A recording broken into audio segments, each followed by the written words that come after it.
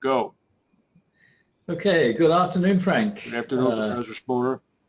The rate at which things change doesn't seem to be slowing down. They seem to be accelerating.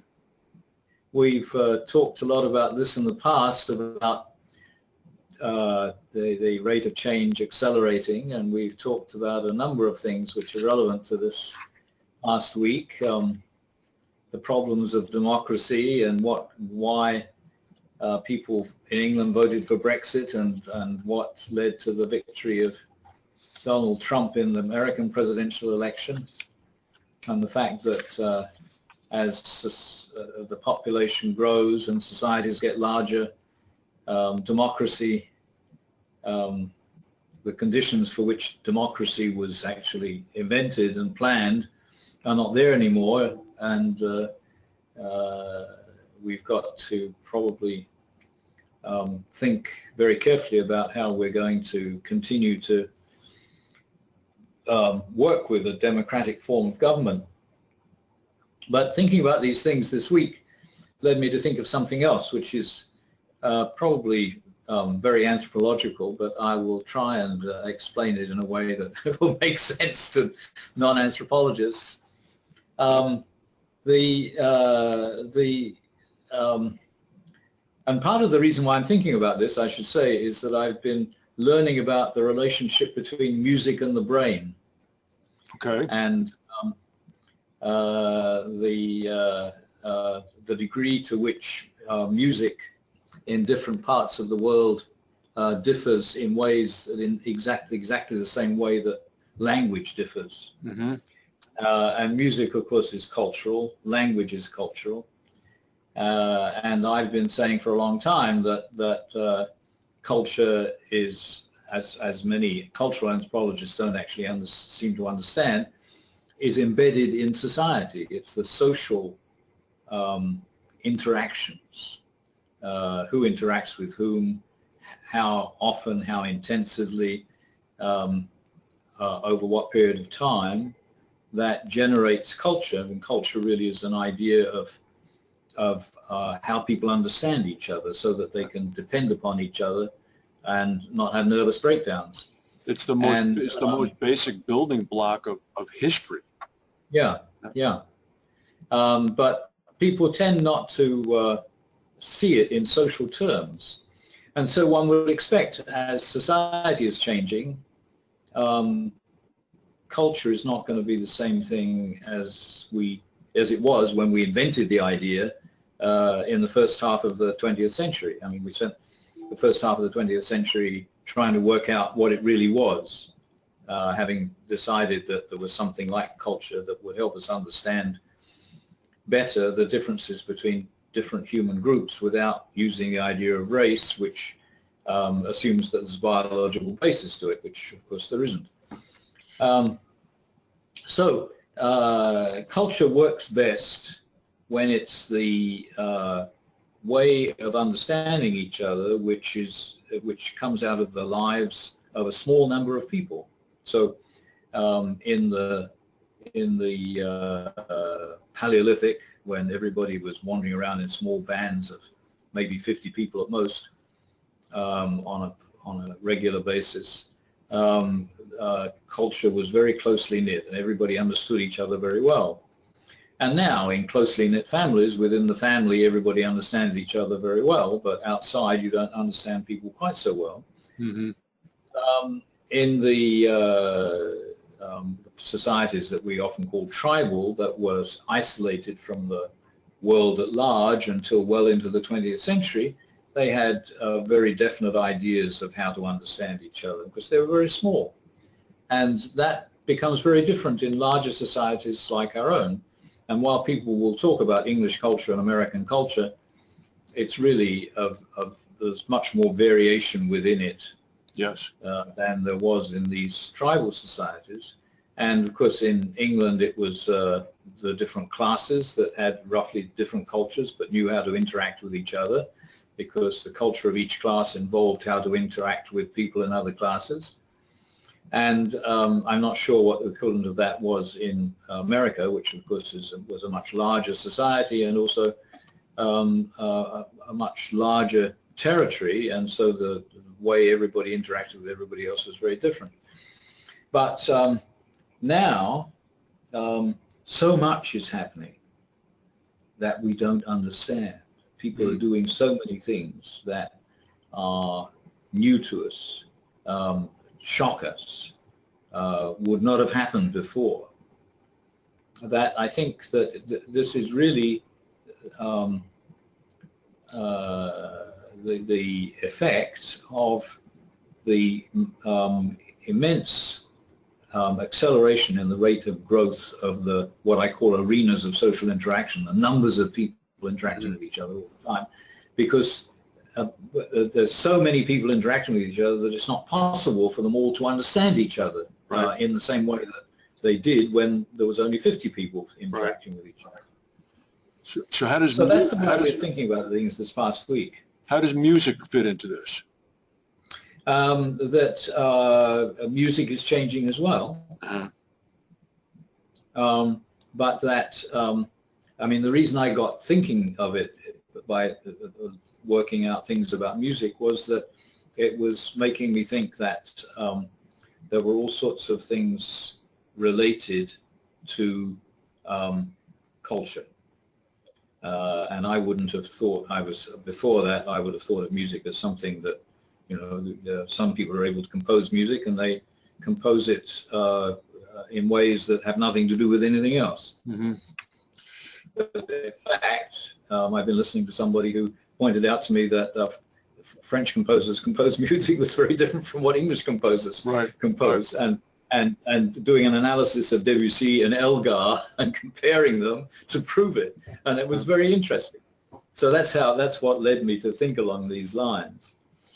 Well, then if culture then is a reflection of the social interactions of groups, then because the social interactions that are occurring now are so diffused, if you will, because the groups are so big, the culture is clearly changing. It makes us wonder.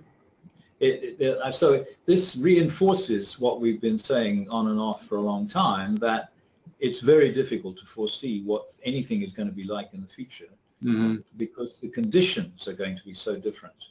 And human life is so dependent on the actual conditions that in which we live.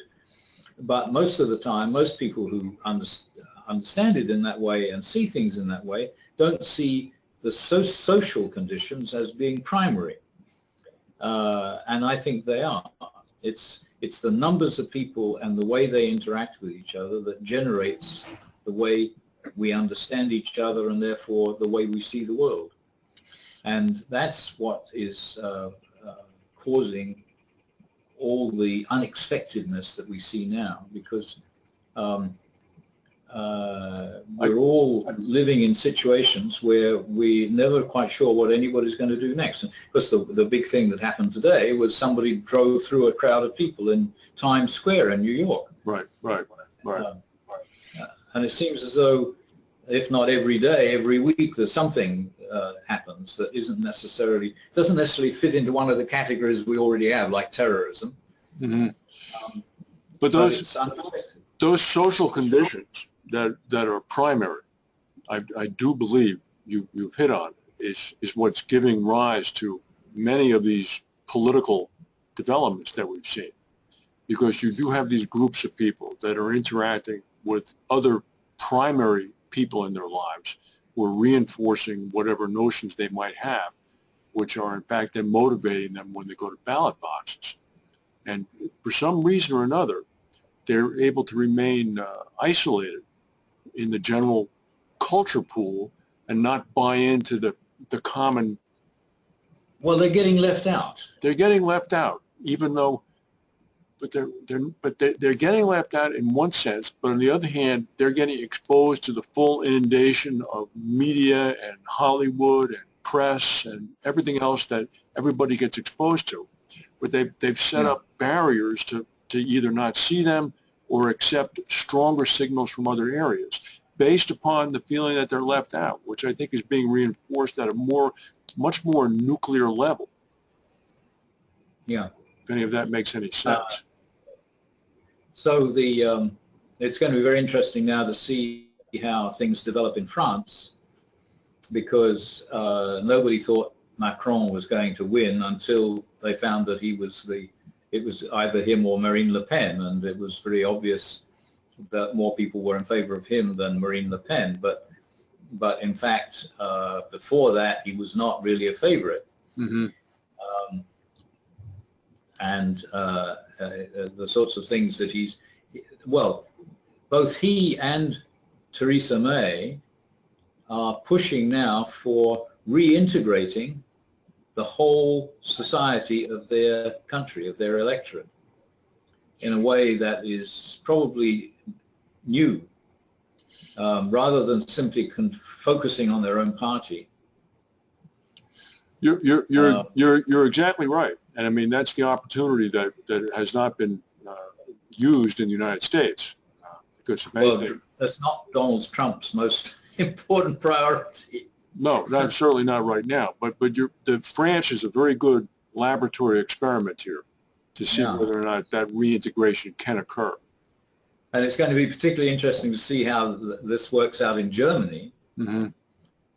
Because Germany is, I think, 50% larger than France? Yes, some number like that. And starting off in the same way, well, not in the same way, because the incumbent is much more of a favorite than Hollande was. Hollande had no chance of being re-elected, but Merkel has a very strong chance of being re-elected, so it's different in that way. But nevertheless, there's quite a diverse political scene there. Mm-hmm. And it's going to be very interesting to see how this plays out towards the end of the summer. Do you have any comments about the elections in Iran this weekend? Well, they're also very interesting, and I find it particularly interesting that they're getting a lot of attention here. Yes. Because generally Iran gets very badly represented although I have to admit that I haven't been reading American news media. I've been reading the Financial Times and the BBC. So I'm not really sure how it's being reported here, but they're being quite fair, I think, to the situation there. And there's a good chance that Rouhani will get re-elected. Mm-hmm. But it's interesting that it's still playing out as a fight between the people who think that the most important thing is to maintain the values of the revolution and the people who want to open up. And Rouhani is the candidate for the people who want to open up, and then there's the people who want to put focus on maintaining the values of the revolution. Had more than one candidate, and they've got together now so that they all be in one. They won't take the votes away from each other. So that's tomorrow. So we'll have something to talk about next week. Well, there's always a lot to talk about. President Trump is, I think, speaking right now. So I'm going to, after we finish this, I'll go turn the TV up and listen to what he says. Thank you, Professor Spooner.